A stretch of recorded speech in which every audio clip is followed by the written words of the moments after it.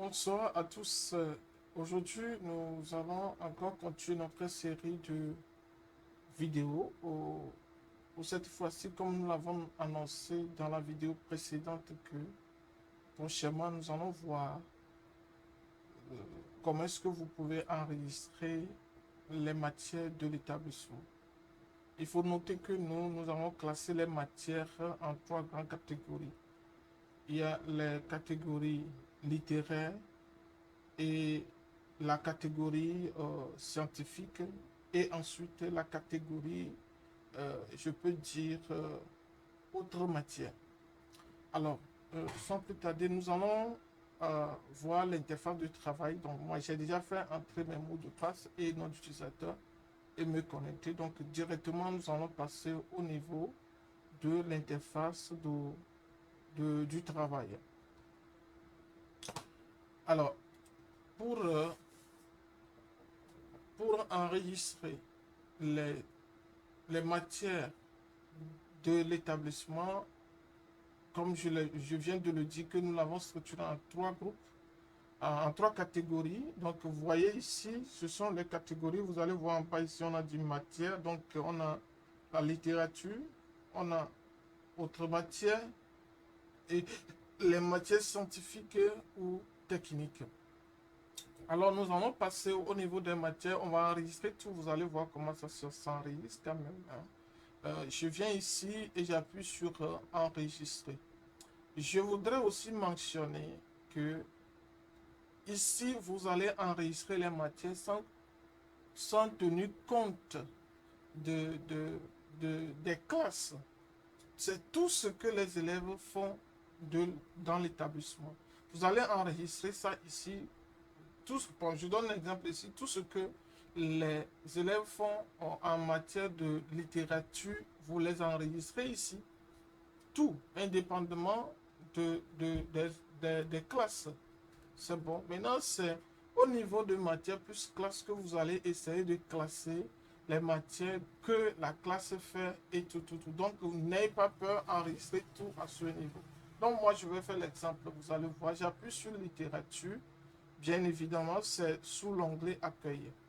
J'appuie sur nouveau et vous allez voir que ceci s'affiche comme ça pour moi pour que je puisse faire entrer le nom de la matière. Donc, moi, je vais dire français ici et j'enregistre. Il faut respecter l'ordre d'affichage aussi sur le bulletin. Donc, bon, le collège, nous avons que c'est français. Après français, on a anglais. Après anglais, on a histo-géo. Et ensuite, on a ECM. Alors, j'appuie, je dis c'est l'anglais.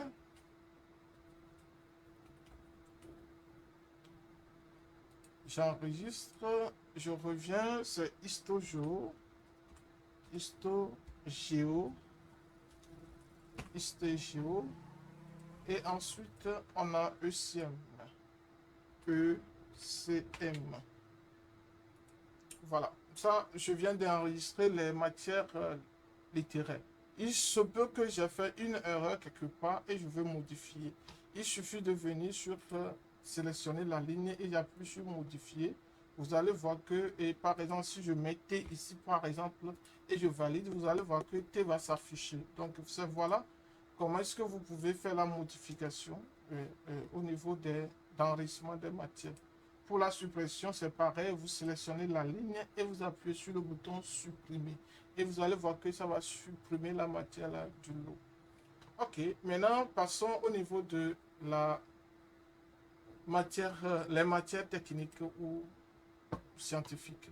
J'appuie sur ça, je vais enregistrer premièrement maths. Non, c'est S plutôt. Nouveau. PCT. Et ensuite, on a SVT. Vous êtes d'accord avec moi? Maintenant, matière, autre matière. Nous avons EPS.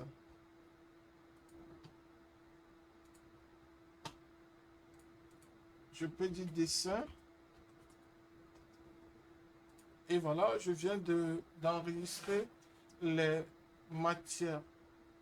Alors, Prochainement, puisque nous avons promis que la vidéo ne soit pas longue, nous allons faire les vidéos courtes pour que vous ayez, euh, vous pouvez nous suivre progressivement. Alors, prochainement, nous allons voir comment est-ce que vous pouvez ajouter ou bien enregistrer les professeurs dans la base de données. Merci beaucoup et à la prochaine.